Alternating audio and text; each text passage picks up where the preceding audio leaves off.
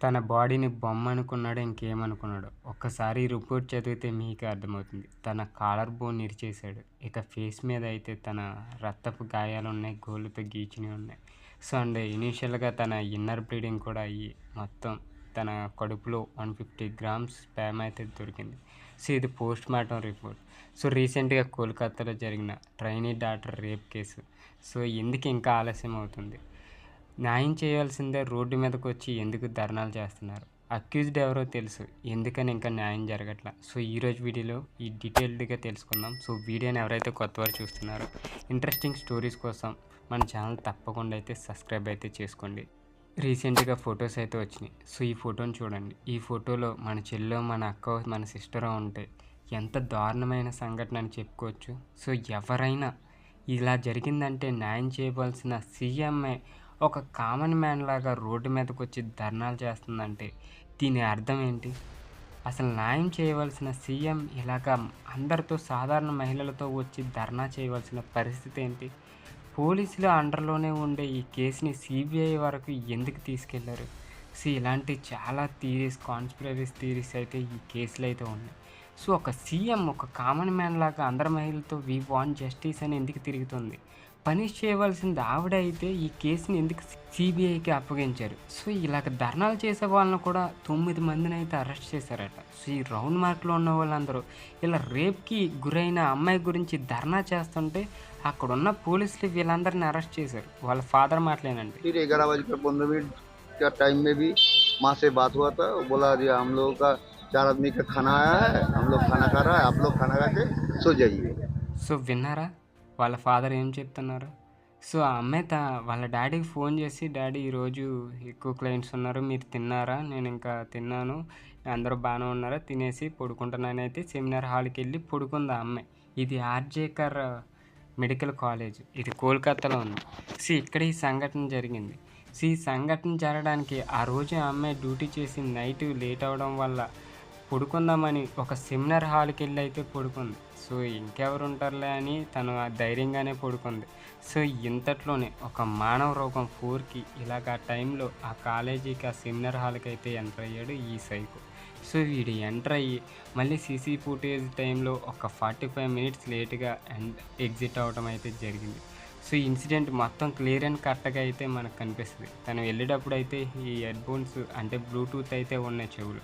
So, దాని తర్వాత అక్కడికెళ్ళిన తెల్లారి చూస్తే ఆ అమ్మాయి మృత్యుమడుగులో ఉంది. సో, తన ఒంటి మీద గాయాలతో, బట్టలు లేకుండా సెమినార్ హాల్‌లో మీరు స్టార్టింగ్‌లో ఫోటో చూసారు కదా! ఎంత దారుణమైన పరిస్థితిలో ఉంది ఆ అమ్మాయి. డ్రెస్ కూడా లేదు. అది కవర్ చేసి ఫోటోస్ అయితే తీసి, ఆ తర్వాత ఏమీ ఎరగనట్టు ఇంటికెళ్ళి పడుకొనొచ్చిన ఈ రాక్షసుడు మళ్ళీ తెల్లారి వచ్చి తీరా చూస్తే పోలీసుల ఎంక్వైరీలో ఆ బ్లూటూత్ కనెక్ట్ అయితే అయింది. సో, ఈ పరిస్థితిలో ఉన్న అమ్మాయిని కూడా ఆ అమ్మాయి సూసైడ్ చేసుకుందనైతే చాలా డీమోడిఫై అయితే చేశారు. సో, ఇది చాలా దారుణమైన పరిస్థితి. ఒక సెమినార్ హాల్‌లో పడుకున్న అమ్మాయి తనకు తానుగా ఎలా ఆత్మహత్య చేసుకుంటదనే ప్రశ్న అయితే అందరికీ లేవనెత్తింది. సో, వీళ్ళేం చేస్తున్నారంటే తిను చనిపోయిన కూడా దగ్గర ఎవిడెన్స్ అయితే మొత్తం కొంతమంది అర్ధరాత్రులు గోడ దూకి మెడికల్ కాలేజ్‌లో సెమినార్ హాల్‌కెళ్ళి అక్కడున్న మొత్తం ఎవిడెన్స్‌ని బ్లాక్ చేసేద్దామని అయితే చూశారు. సో, దీంతో మొత్తం అందరికి తెలిసిపోయింది. ఆడొక పోలీసు వాలంటీర్‌గా అయితే వర్క్ చేస్తాడంట. సో, దీని గురించి ఎవిడెన్స్‌ని కూడా క్లియర్ చేద్దామని అయితే అనుకున్నారు.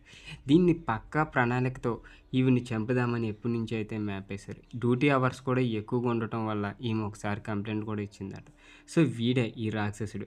వీడు పోలీసులకి హెల్ప్ చేస్తూ ఉంటాడంట. దీని కారణంగానే వీడి మీద ఎటువంటి యాక్షన్ ఇమ్మీడియేట్‌గా అరెస్ట్ చేసినా కొంతసేపటి నేను చేయలేదని ఒప్పుకున్నా ఒక గంట, 2 గంటలకి తనే స్వయంగా నేనే చేశాను. ఏం చేసుకుంటారో చేసుకోండి అని ధైర్యంగా అయితే ఉరి తీసుకుంటే తీసుకోండనైతే పబ్లిక్‌కి అయితే చెప్పాడు.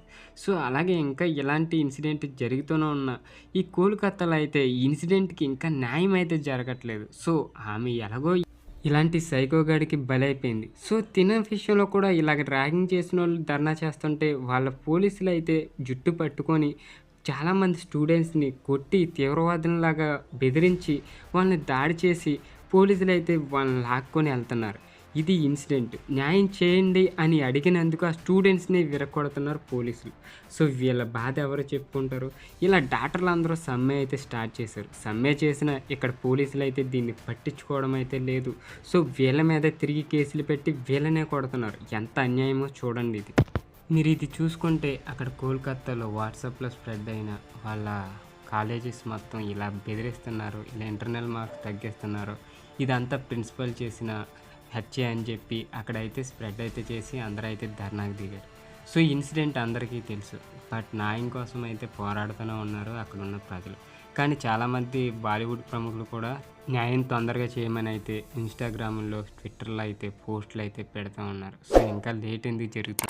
పోలీసుల ఇన్వాల్వ్‌మెంట్ ఉందని చాలామంది నమ్ముతున్నారు. బట్ అక్కడ ఉంది. పోలీసులే ఈ కేసుని దర్యాప్తు చేశారు స్టార్టింగ్. మొత్తం ఎంక్వైరీ అన్నీ ఫిల్ చేసుకున్న తర్వాత ఈ కేసుని అయితే సీబీఐకి అప్పగించారు. కోర్టు కూడా సీబీఐకి అప్పగించింది. దీనికి వెనక ఏదో రహస్యం ఉందనే చెప్తున్నారు. సో, అక్కడున్న ప్రిన్సిపాల్, ఈడు చంపేసిన వ్యక్తి, పోలీసులు వాలంటీర్ వల్ల ఈయన్ని కాపాడుతున్నారు, ఈయన్ని వెనక ఏయో చేస్తున్నారని అయితే చాలా మాటలైతే వినిపిస్తున్నాయి. 150 కోట్ల మంది జనాభా ఉన్న ఈ దేశంలో ఇలాంటి అమ్మాయికి న్యాయం జరగకపోతే ఇక ఈ దేశం ఒక అవమానకరమైన విషయమనే చెప్పొచ్చు. సో, ఇది చూద్దాం ఏం జరగబోతుందో. రేప్ చేసిన వాడికి తగిన శిక్ష పడాలని అయితే కోరుకుందాం. సో, ఇలాంటి వాళ్ళని బతికే హక్కు అయితే లేదు నా దృష్టిలో అయితే. ఇంత దారుణమైన సంఘటన చేసాక కూడా ఇక భూమి మీద బతకడం వాడు వేస్ట్. ఎవరైతే ఇది చేశారో వాళ్ళకి కఠిన శిక్ష అయితే విధించాలని అయితే కోరుకున్నాం. సో, ఈ ఆమె ఆత్మకు శాంతి కోరాలని కూడా కోరుకున్నాం. సో, చూద్దాం ఏం జరగబోతుందో. సిబిఐ హ్యాండ్ ఓవర్ చేసుకున్నాక కేసు ఎట్టకేలకు మరి ఎప్పుడు ముగింపు అవుతుందో కూడా తెలియదు. సో, అంతే లేట్ అవుతుంది ఇండియా సిస్టమ్ అంటేనే అంతా.